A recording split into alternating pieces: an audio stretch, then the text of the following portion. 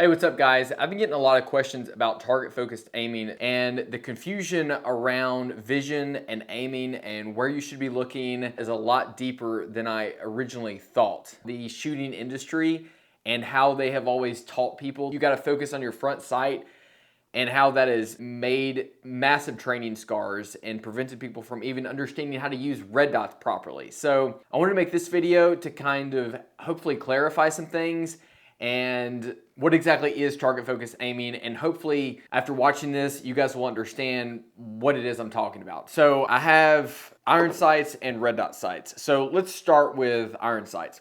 When I'm talking about target focused aiming with iron sights, I don't know how else to say this. My eyes are completely focused on the target. I mean, the target is crystal clear. If you were to have those things they have at the doctor's office where you have to read the letters, if you were to have one of those on the target, that is the type of target focus I'm talking about. I would be able to read those letters because I'm that focused on the target. I'm not talking about like, well, yeah, I'm partially focused on the target, partially focused on the sights. No, I am completely focused on the target, and I'm looking through my sights. I'm not looking over my sights. They're not like just underneath my sight line. I am looking through my sights, just like I'm aiming at this camera right now. Right now, I'm focused on the camera. I can see the camera lens. It's crystal clear, and I can see the sights that I'm looking through, and they appear ghost-like. And whenever you are looking at something and your eyes are converged on something, anything closer than that object your eyes are converged on, those other objects are going to appear doubled. To help demonstrate this, pick something across the room, stare at it, like a light switch or a door handle or a picture, whatever, it doesn't matter what it is. Focus on it to where you can read it. You can look at the details on it, you can see it crystal clear. And now bring your thumb up into your field of view. When you do that, if you have two eyes, if you have binocular vision, you should see two thumbs when you bring your thumb up. If you don't, then you're either closing one eye or you're focusing on your thumb. But you should have a double vision that occurs. And that's what I see when I am focusing on the target and I'm using sights. I see two sets of guns. You may say, well, that just sounds really confusing. Well, here's the thing. If you're going to shoot with both eyes open, whatever it is you focus on, be it the front sight post or the target, you're going to have double vision on whatever it is you're not focusing on. So if you're focusing on the front sight post, it means that you're going to have double vision on the target. If you were to get into a gunfight or a shooting or whatever, would you rather have double vision on the thing that's trying to kill you or double vision on the thing that looks the same, whether you're dry fire practicing at home or shooting at the range or in a competition or in a gunfight? Your sights are going to look the same regardless of what you're shooting at. Now, the lighting may be different, your stress may be different, but the geometry of your sights, how they look, how they appear, is going to be the same. Compared with a target, which is going to be moving in and out of cover, is going to be possibly elevating or lowering its threat condition. So why would you focus on this? Why in the world would you focus both eyes on this and then have a double target?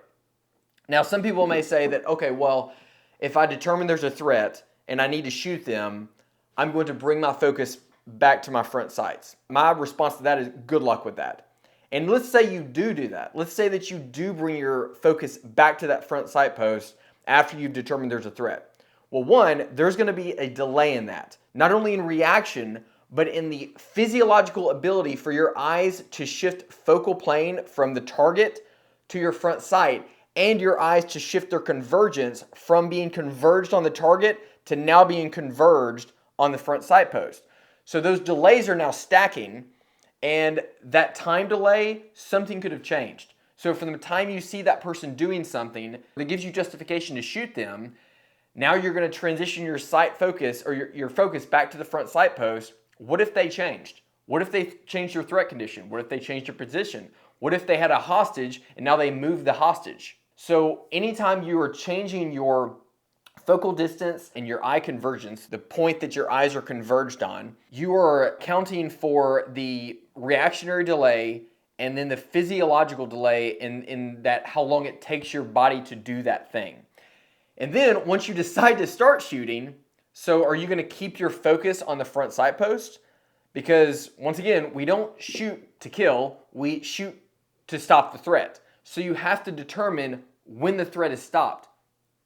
How are you going to determine when the threat is stopped if you're focusing on the front sight post 2 feet in front of your face? The answer is you can't.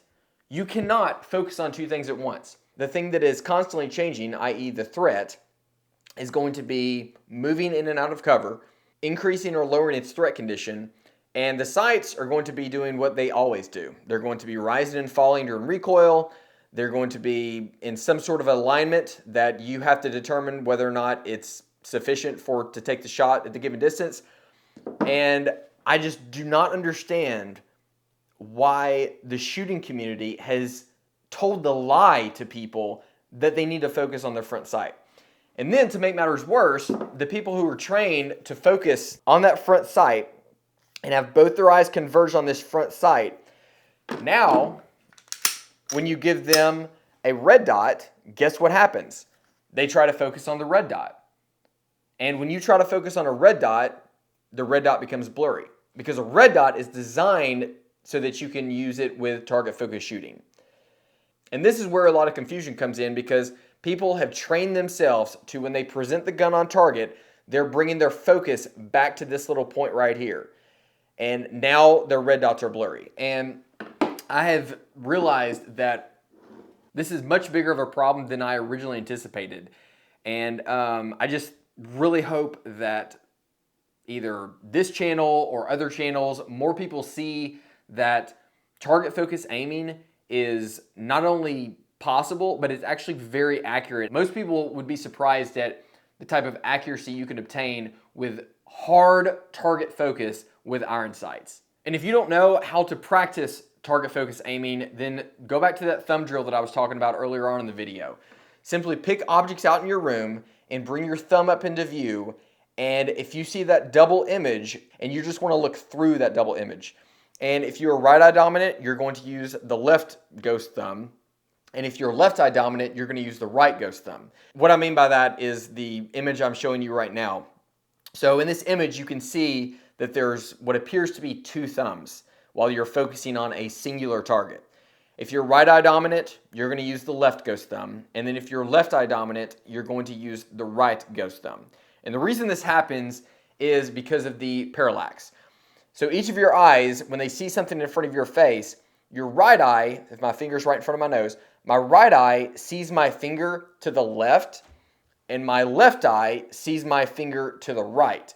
So those signals are being sent to my brain, and my right eye is telling my brain, hey, I see the thing to the left, and my left eye is telling my brain, hey, I see the thing to the right.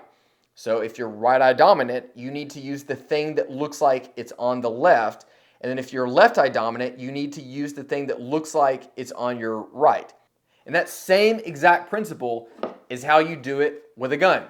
So right now, I'm using the left set of sights. And right now, I'm using the right set of sights. Left eye, right eye.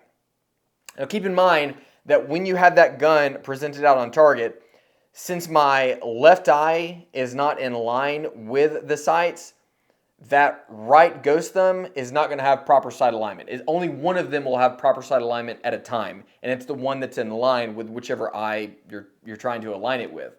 Again, there's just so much confusion surrounding target focus aiming and what it actually means, and people buy red dots to, in my opinion, to solve a problem that shouldn't have even existed to begin with. Now, I don't deny that red dot sights allow you to have much more precision when shooting, and now you don't have to worry about aligning the front sight and the rear sight because it's not parallax free, but it's pretty close to parallax free. And the fact that you have a really small aiming point means you can be more precise than with the massive rectangle that's front sight. But don't get red dots to solve the problem of target focus aiming, because you can already do target focus aiming with iron sights. And I'm not the only one that will profess to this. There are plenty of grandmaster shooters that will tell you you can do target focus aiming with iron sights with both eyes open. You don't have to squint one eye. You can have both eyes open, accept the double vision, look through the sights, and aim on target. I hope that was helpful, and if you want more details on this, then you can check out my course. It's the Target Focus Training Program. I'll have a link below, or I'll probably put a QR code right here. And if you have any comments, then please question them below. Please comment them below. But thank you guys so much for watching, and as always, train to a higher standard.